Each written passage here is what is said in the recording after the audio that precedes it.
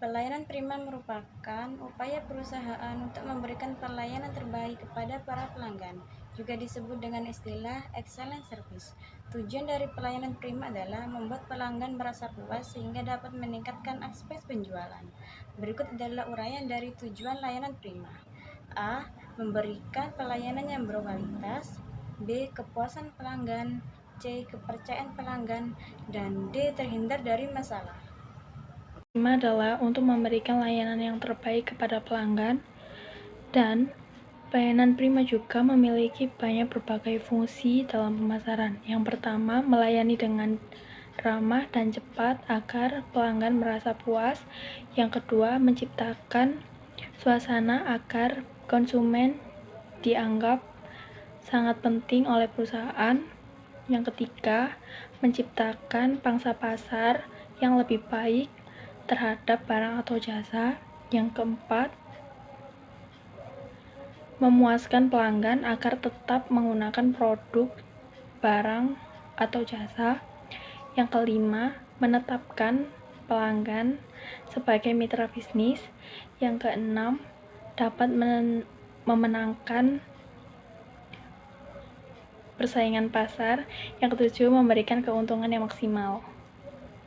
Pelayanan prima berdasarkan pada prinsip A6. Prinsip A6 yaitu mengembangkan pelayanan prima dengan menyelaraskan aspek, sikap, perhatian, tindakan, kemampuan, penampilan, dan tanggung jawab. Sikap atau attitude meliputi penampilan yang sopan dan serasi, berpikir positif dan logis, serta bersikap menghargai. Perhatian atau attention seperti mendengarkan atau memahami secara sungguh-sungguh kebutuhan para pelanggan dan menghargai perilaku para pelanggan serta mencurahkan perhatian kepada para pelanggan. Tindakan atau action seperti mencatat pesanan para pelanggan atau mencatat kebutuhan para pelanggan dan menegaskan kembali apa yang dibutuhkan para pelanggan, mewujudkan kebutuhan para pelanggan, serta menyatakan terima kasih dengan harapan pelanggan mau kembali. Kemampuan atau ability seperti kemampuan dalam bidang kerja yang ditekuni, melaksanakan komunikasi yang efektif, mengembangkan motivasi, dan mengembangkan public relation instrumen dalam hubungan ke dalam dan keluar organisasi ataupun perusahaan. Penampilan atau appearance. Penampilan yang dimaksud baik fisik ataupun non-fisik. Penampilan fisik dapat diwujudkan dengan menggunakan pakaian yang rapi dan baik, menggunakan seragam agar pegawai dapat terlihat berseragam dan enak dipandang. Kalau non-fisik, dapat melatih mengenai tata bicara dengan pelanggan yang baik dan bersikap dengan pelanggan yang baik. Tanggung jawab atau accountability. Sikap keberpihakan kepada pelanggan sebagai wujud kepedulian untuk menghindarkan atau meminimalisir kerugian atau ketidakpuasan pelanggan. Nomor 4. Pentingnya melakukan pelayanan prima. Pelayanan prima sangat penting bagi perusahaan karena dengan melakukan pelayanan prima ini kita dapat membedakan perusahaan kita dengan perusahaan yang lainnya. Sebab pelayanan prima memberikan pelayanan yang sangat maksimal kepada pelanggan sehingga pelanggan tersebut merasakan kepuasan yang memiliki potensi untuk menjadi pelanggan setia atau biasa disebut sebagai pelanggan yang loyal terhadap perusahaan. Nah, jika kita tahu betapa pentingnya pelayanan prima, maka kita ke nomor 5, yaitu melakukan pelayanan prima. Yang pertama dan yang paling utama yaitu memberikan sapaan yang ramah. Biasanya kita dilakukan di depan pintu atau menyambut para pelanggan yang hendak masuk atau calon pelanggan yang hendak membeli atau melihat-lihat. Dengan begini, maka di mata pelanggan, kita sebagai perusahaan atau sebagai karyawan merasa bangga menghargai pelanggan tersebut, dan pelanggan tersebut merasa dihargai sebagai seorang pembeli. Dan yang nomor 2 yaitu berikan batasan waktu pelayanan. Kita tidak bisa terus-terusan melayani satu orang, karena kita juga harus bersikap adil kepada sesama. Kita tidak boleh memandang orang lain jika dia mampu atau tidak dari fisik, dari luar. Kita tidak boleh berpihak yang lain. Kita selalu melayani semua. Kita akan layani dengan ramah dan penuh kasih sayang. Yang ketiga yaitu responsif dan reaktif. Yang dimaksud adalah kita selalu tanggap apa yang diminta, permintaan apa dari pelanggan. Kita selalu respon apa permintaannya, meskipun itu hanya melihat, tidak membeli. Why not? Kita selalu akan menawarkannya. Kita menunjukkan barang yang diinginkan. Kita menjelaskan produk, apa sih informasinya, kita jelaskan dengan penuh ramah dan tidak berkata kasar kepadanya. Meskipun dia tidak membeli, tapi setidaknya rasa hormat tetap ada di hati. Dan yang nomor 4 yaitu lakukan survei dan evaluasi. Jika sudah melakukan ketiga-tiga yang tadi itu, kita evaluasi apa sih yang kurang, apa sih yang kita tidak sopan atau merasa gak enak. Kita harus meminta maaf kepada pelanggan jika ada melakukan sesuatu yang tidak diinginkan. Selain sikap dan perilaku yang harus kita perhatikan, ada lagi yang harus kita perhatikan, yaitu penampilan. Kenapa penampilan ini harus kita perhatikan? Karena penampilan dapat meyakinkan pelanggan bahwa kita adalah bagian dari perusahaan. Oleh karena itu, kita harus berpenampilan bersih, rapi, dan sesuai dengan tata tertib, sehingga kita dapat menjaga nama baik perusahaan. Lalu yang berikutnya yaitu kesediaan melayani. Kita tidak boleh menolak apapun itu permintaan pelanggan, karena pelanggan adalah raja. Kita tidak boleh membantah, menolak, ataupun menyelah permintaannya. Oleh karena itu, kita semaksimal mungkin bersedia mendengarkan apa yang ingin pelanggan sampaikan. Lalu yang berikutnya yaitu pengetahuan dan keahlian.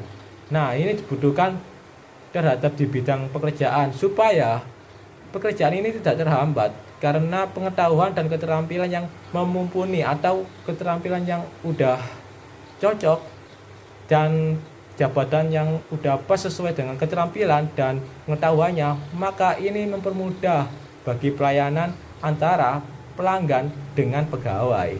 Lalu tepat waktu dan janji. Tepat waktu dan janji ini harus diperhatikan oleh pegawai, karena jika ada salah satu kata dari pegawai yang tidak sesuai dengan janji, maka ini akan menurunkan tingkat kepercayaan pelanggan terhadap perusahaan dan tidak mau percaya lagi dan mengecap perusahaan kita ini sebagai abal-abal atau pembohong. Oleh karena itu, demi menghindari kejadian seperti itu, kita tidak boleh asal janji dan harus sesuai dengan perkataan, dan kita harus tepat waktu sesuai apa yang kita kerjakan. Lalu kejujuran dan kepercayaan ini yang paling penting, karena kepercayaan perusahaan ada di tangan konsumen. Oleh karena itu, kita sebaik-baik mungkin menjaga bagaimana sih nama baik ini terus dipegang oleh para pelanggan dan tetap percaya bahwa kita akan selalu memberikan yang terbaik dan tanpa mencurangi apapun. Lalu efisien. Pastinya kita harus efisien dan efektif, karena pelanggan tidak mau jika terus menunggu atau sesuatu yang lama dan menyebalkan. Itu sangat nilai minus lah ya. Lalu kepastian hukum. Biasanya para pelanggan ini tidak main-main dengan hukum, maka kita harus memberikan kepastian hukum yang jelas dan juga tidak aneh-aneh dan tidak asal. Maka kita harus perhatikan dengan kepastian kita terhadap pelanggan bahwa kita ini taat terhadap hukum. Lalu yang berikutnya yaitu keterbukaan. Kita terbuka, kita tidak kita adalah hubungan antara penjual dan pembeli. maka kita saling mengikat, saling menguntungkan, kita tidak ada yang dirugikan, kita tidak bermaksud untuk saling merugikan satu sama lain tanpa ada kecurangan dan apapun itu kekerasan. Nah, kita hanyalah hubungan antara penjual dan pembeli yang saling menguntungkan dan memenuhi kebutuhan. Lalu biaya ini kita menyesuaikan dengan kondisi sekitar. Kita tidak boleh menindas atau menaikkan harga atau tidak. Kita menetapkan harga yang tidak wajar demi sebuah keuntungan yang sangat berlebihan. Ini sangat mempersulit pelanggan untuk memenuhi kebutuhannya. Oleh karena itu, kita menetapkan rencana yang sebelumnya kita tidak rubah. Atau harga yang kita rencanakan sebelumnya tidak kita tambahin demi pelanggan bisa memenuhi kebutuhannya. Lalu yang berikutnya yaitu kita tidak rasial. Kita tidak boleh membeda-bedakan suku, agama, ras, dan budaya politik. Karena kita tetap satu, kita tetap melayani. Semua pelanggan adalah raja, kita akan melayani dengan sepenuh hati.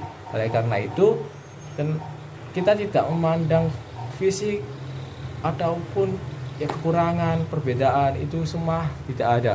Karena semuanya sama, kita akan melayani jika dia seorang pelanggan, kita akan melayaninya dengan sepenuh hati dengan pelayanan prima ya guys ya. Lalu yang terakhir adalah kesederhanaan. Kesederhanaan ini kita mempermudah bagaimana tata cara kita melayaninya, memberikannya sesuai arahan dengan prosedur yang mudah dipahami, mudah diterima oleh pelanggan, dan pelanggan tertarik dengan apa yang kesederhanaan yang kita berikan. Dan itu juga mempermudah pelanggan untuk memperoleh apa yang mereka butuhkan. Dan kita tidak mempersulit, tapi kita mempermudah. Karena seseorang yang mempersulit hidup, maka dia akan dipersulit. Predisposisi mencakup pengetahuan, sikap, kepercayaan, tradisi, serta kebudayaan. Faktor pendukung yaitu faktor lingkungan yang memfasilitasi perilaku seseorang. Faktor pendorong atau penguat merupakan faktor yang menentukan tindakan kesehatan memperoleh dukungan atau tidak. Adapun fungsi promosi yang diuraikan sebagai berikut. Yang pertama, mengenal informasi seputar produk atau jasa yang ditawarkan. Yang kedua, mengajak calon pelanggan yang potensial. Yang ketiga, menjaga citra dan kesan bisnis yang dibangun agar tetap relevan. Yang keempat, melakukan peningkatan nilai pada bisnis yang sedang dijalankan. Yang kelima, menjadi solusi dalam upaya untuk mempermudahkan proses bisnis lainnya. Alat-alat promosi produk dibedakan menjadi dua, yaitu yang pertama alat-alat promosi produk secara fisik dan yang kedua alat-alat promosi produk secara non-fisik. Alat promosi produk secara fisik yaitu memiliki wujud fisik dan dapat diberikan langsung kepada konsumen. Adapun jenis alat promosi produk fisik yaitu yang pertama ada iklan. Iklan merupakan salah satu bentuk promosi yang dapat berupa ide, jenis, barang, dan lain-lain yang diiklankan. Yang kedua, ada brosur. Brosur yaitu suatu terbitan yang tidak berkala. Biasanya berupa selembaran kertas yang berisi kata-kata padat dan jelas. Yang ketiga, ada reklame. Reklame adalah media yang berfungsi untuk memperkenalkan dan menawarkan barang atau jasa kepada masyarakat. Yang keempat, baliho. Baliho adalah sarana promosi dengan unsur memberitahukan sesuatu kegiatan yang berhubungan dengan masyarakat. Yang kelima, ada spanduk. Spanduk merupakan kain yang direntangkan dan berisi slogan. Biasanya dibuat menggunakan cat atau sablonan. Yang keenam ada backdrop. Backdrop yaitu sebagai latar belakang atau background di suatu acara, event, atau pagelaran dan lain-lain. Nah, yang kedua, ada alat promosi secara non-fisik. Alat promosi secara non-fisik bisa dikatakan dengan promosi yang menggunakan media internet atau digital. Adapun alat promosi secara non-fisik dapat diuraikan sebagai berikut. Yang pertama, ada media sosial. Media sosial adalah alat promosi bagi era digital zaman sekarang ini. Contohnya WhatsApp, Instagram, TikTok, YouTube, dan lainnya. Yang kedua, ada website. Website biasanya digunakan kepada perusahaan-perusahaan, dan website juga bisa laku banyak kepada masyarakat sekitar. Yang ketiga, ada video marketing. Video marketing ini cocok untuk kalian yang hobi mengedit video-video. Ini bisa menjadikan promosi untuk diunggah ke YouTube supaya bisa menjadi target pasar. Yang keempat, ada direct email. Email merupakan suatu alat promosi juga, karena email juga merupakan alat promosi yang efektif untuk menarik pelanggan.